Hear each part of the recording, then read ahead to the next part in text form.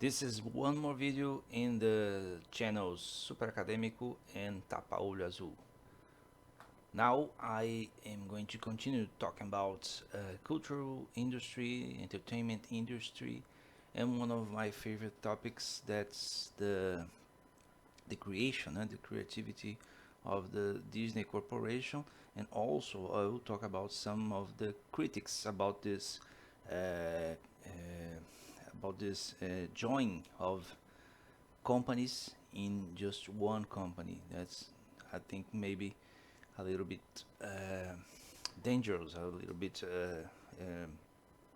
problematic to the business, and the business in a way, and to creativity. Before I start, don't forget to subscribe the channels and like the video, share the video, and hit the bell to get notifications. Okay, so let's go. As many people know, huh, Disney is a company that was created in the 50s. No, sorry, 50s is the Disney World. It was created in the 30s by Walt Disney, and it began just as a park for entertainment in Los Angeles, California, and Anaheim, Disneyland, and then it became the producer of animation movies and movies, and live action movies. And today it owns a lot of other companies like Lucasfilm, Marvel, Pixar, and this ownership of these companies makes Disney one of the greatest producers of content, of entertainment content in the world. Probably the most known company of entertainment in the world, that provides content, provides brands, products, consumer products, and also the themes for the parks that the company owns. Okay, so since Disney has push, pull has pulled to itself the owning of these companies, it has possibility the creation of powerful franchises that are present in our reality today. First, I want to talk about the buying of Lucasfilm. So Disney bought Lucasfilm from George Lucas. You have to understand the difference between the two companies. Lucasfilm was a company owned by one person. One person only was the owner of Lucasfilm. That was George Lucas. So, being owned by one person, a company has some kind of identity. Is the thought of one person that came and that created. First, he created the company to make his movies, his Star Wars movies and the other movies, and there's the special effects company, and the Industrial Light and Magic, and all this served the purpose of him as a storyteller that wanted to create something that was personal, that was valuable to himself. So it carries this kind of identity. The money that this company made all over the years served to possibilitate to make possible that he uh, kept producing his movies and putting his stories to the audience, so to please his need to do that. Once the company was sold to Disney, Disney is a major company, is a company with many stockholders. There is not just one owner. There are many owners. In a sense, there are many stockholders. Probably there's a board some kind that has the majority of stocks, but it has to show results for these stockholders, and then it becomes more efficient in a way of getting money to produce things, since it's not just one person. But there's always the risk that the lack of profits, or less profit that was expected for one product, make not possible to produce more things. Uh, that's for instance, that's what happened when they released the movie Han Solo, the Star Wars story, the Han Solo movie, and it didn't have the expected results. It was considered some kind of a flop, uh, and because of that, they kind of stopped of doing movies for theater release and focus more in the Disney Plus products, which is great for the people, the fans that want to consume products, but it kind of lost a little bit of his uh, beginning way with George Lucas and making movies that tell some specific story. And on the other hand, the new trilogy, the sequel trilogy, the episodes 7, 8, and 9, that they didn't follow the story that was already planned by George Lucas. So it didn't please the fans very much. So the connection between the company, the fans of the saga, and the fans of the franchise Star Wars, and the use that Disney did with theme parks and products and all the so many things, so they can make money for the stockholders, had a kind of a distancing between the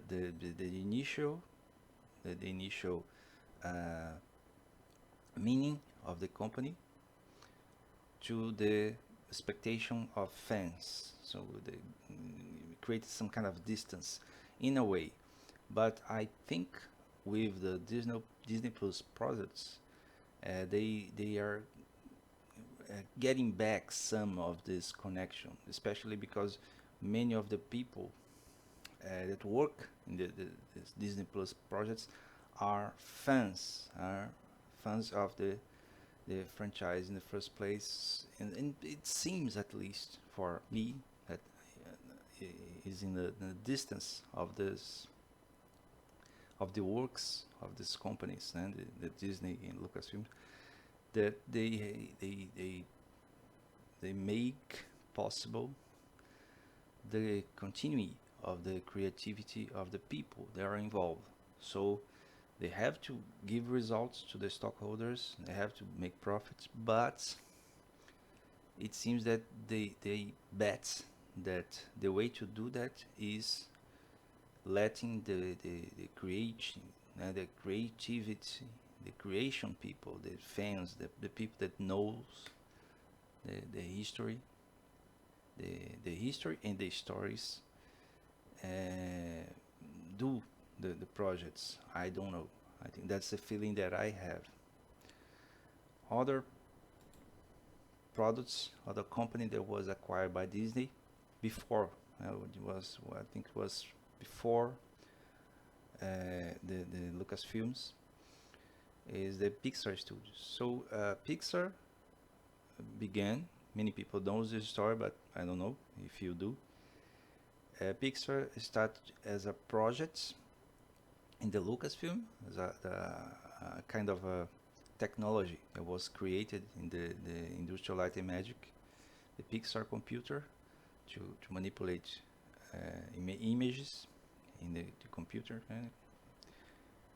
And the people that developed start to want to make animation movies, and so the company was sold from George Lucas to the Steve Jobs, the former owner at the time of Apple computers. And so the company developed to be an animation studio, and then the company was sold, was bought by Disney. That was already the studio that released the movies made by Pixar. So it became just one thing, Pixar, Disney.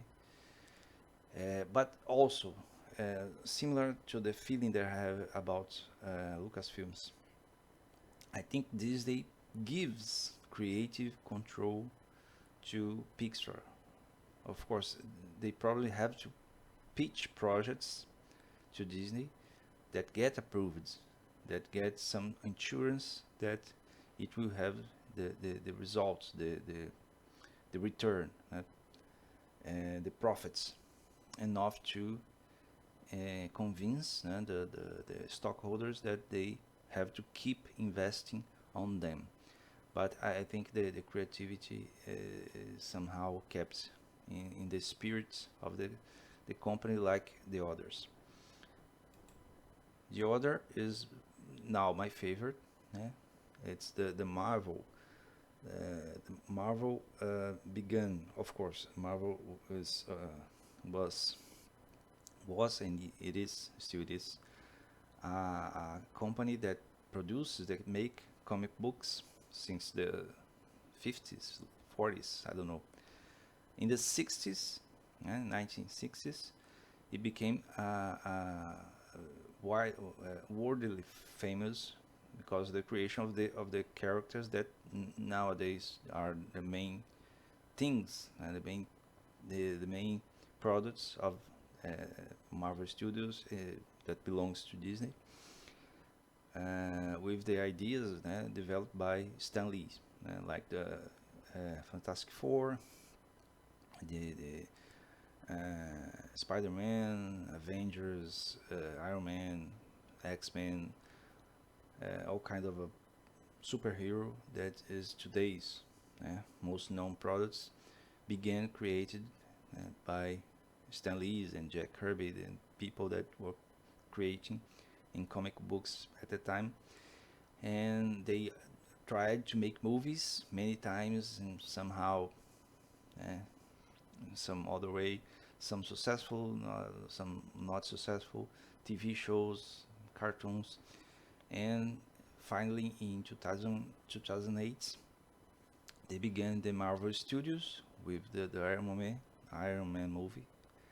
And I don't know if that by that time Disney had already bought Marvel. I don't know. I really don't know. But I think once the deal was closed, and Marvel began to began to transform into this universe that we have today, and Disney supported and also got profit from it. And again, giving results to the stockholders. So it becomes this huge universe that spans and spans because they are getting little by little almost everything in the comics and putting in the cinematic universe that has movies,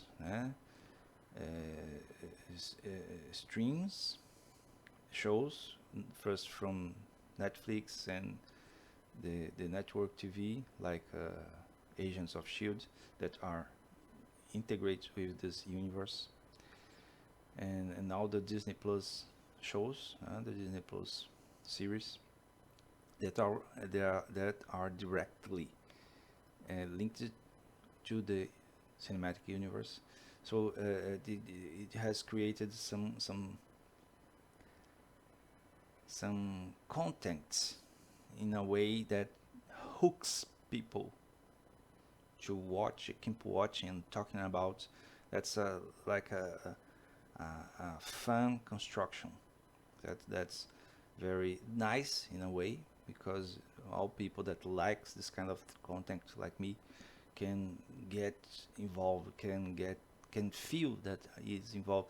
The recent success of the show Miss Marvel was an example of someone, someone, the actress, the young woman, Iman Vellani, that was already a fan of Marvel, a fan of the Marvel movies, and became one of the stars. And so it's a meta, it's a meta thing, in which us, we that are away from the producing, feel like we are integrated into the process because we have like a voice, an opinion, as fans to the products. Uh, but it's not all Marvel. No, it's not all Marvel, because there is always the problem of pleasing, giving results to the stockholders. That's the nature of capitalism. Capitalism. We'll talk about Disney Plus, because the products are like concentrate in Disney Plus. So the streaming platform has the Disney products, the Pixar products, the Marvel products, the Star Wars products, and Lucasfilms, the National Geographic products, and the Star products is the Fox products. Fox, which is the other company that Disney acquired, but just the entertainment part of Fox. That's the thing to call attention.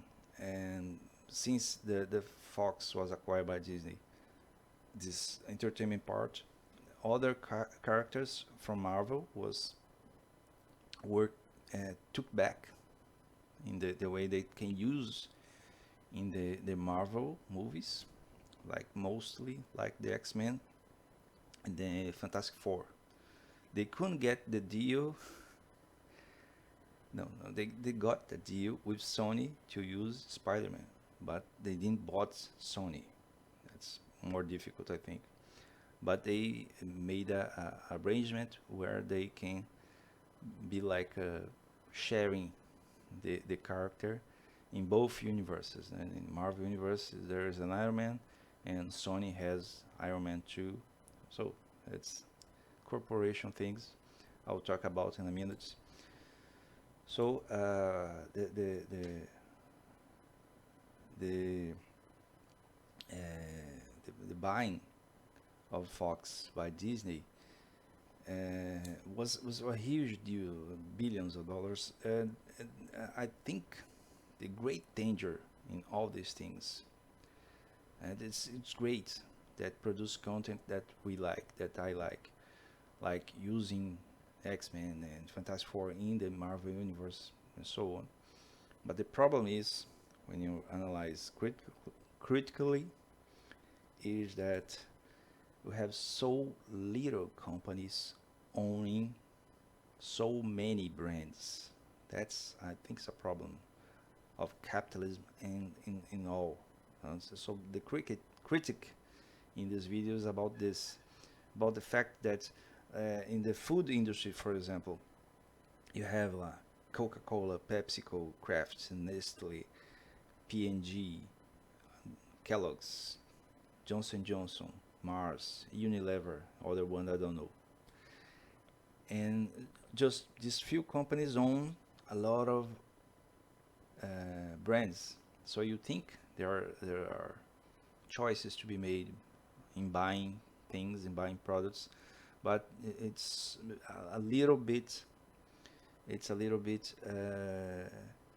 It's a little bit illusion that you have these many choices. It's not a choice when the owners are the same.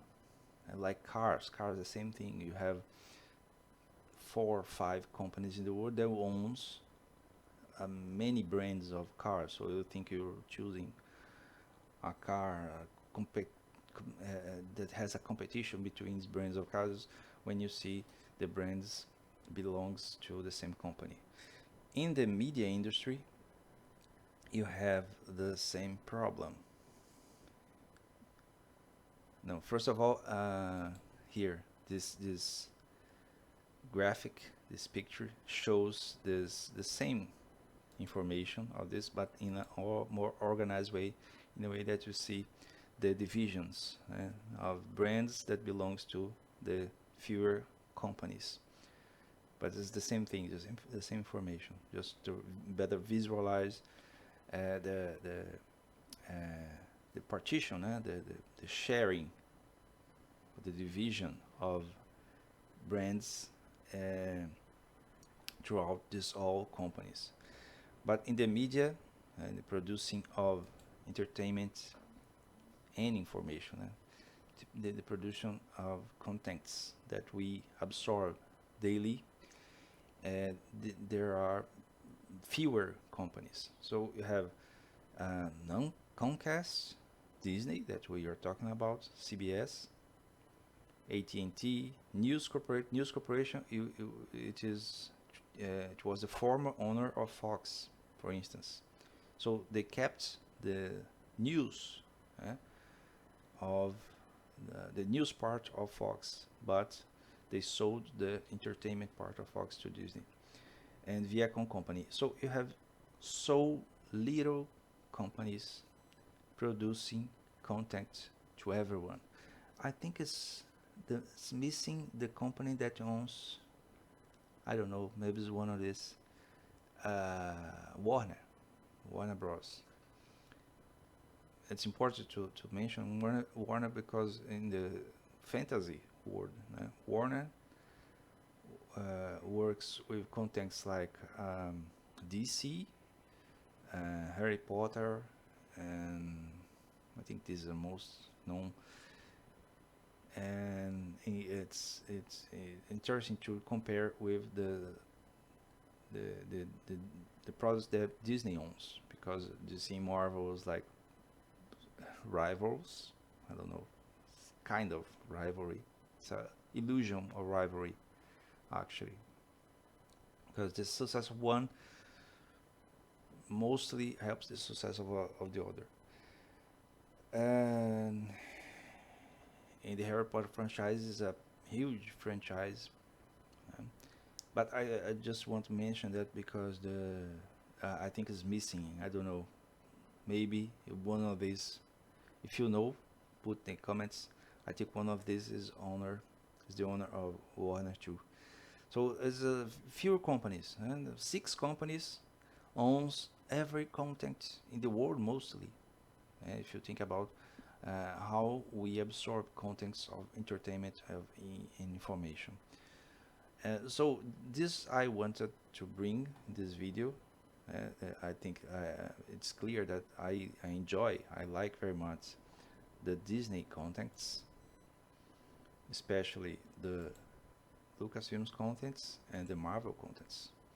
And I am a subscriber of Disney Plus and I watch a lot. But I must admit that this kind of thing is dangerous in a way that our minds are formed by these contents, and there are so fewer companies doing contents. So it would be nice that the contents could be a little more hairy and could vary more of owners because of their goals can differentiate more. I don't know. Well, I think maybe with the internet growing as it grows, the mentality of more and of plurality can grow and be a rich thing to us that absorb these contents and produce also these things. I'm producing content here. Funny, if you're talking about the technology companies, it's the same thing. There are few companies, Google, Facebook, Twitter, what else? There's a few companies, and they are buying each other all the time. So this concentration of power, power to deliver, create and deliver information and contents, I think it's dangerous. So it's my opinion. You can disagree. But that's it for today. I hope you enjoyed the video. Don't forget to subscribe, like the video, share, and hit the bell for notifications. And in the description below, you can find some other things that we make. Bye bye.